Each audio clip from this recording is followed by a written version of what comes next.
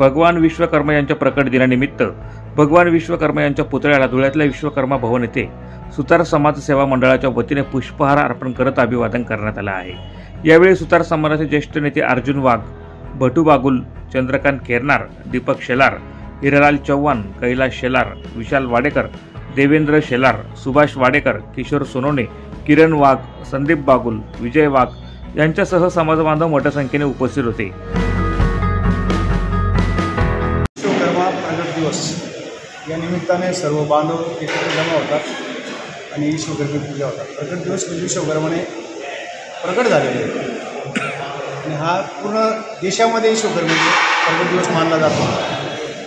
आज सेवाच्या दृष्टिकोनाने भारतीय जनता पार्टीने स्वच्छता अभियान पण तयार केलं होतं।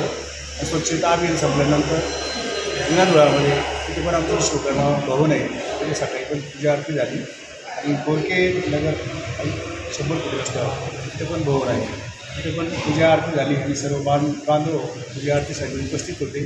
बाहेरून काही पाहुणे आलेले होते, त्यांनी पण थोडा छोटा कार्यक्रम असतो भवन वगैरे घेतले, त्याचे सर्व बांधव एकत्र येतात आणि पूजा आरती करून आपला कार्यक्रम संपवतात। जय विश्वकर्मा। प्रतिनिधी सुनील निकम, माझा महाराष्ट्र न्यूज, धुळे।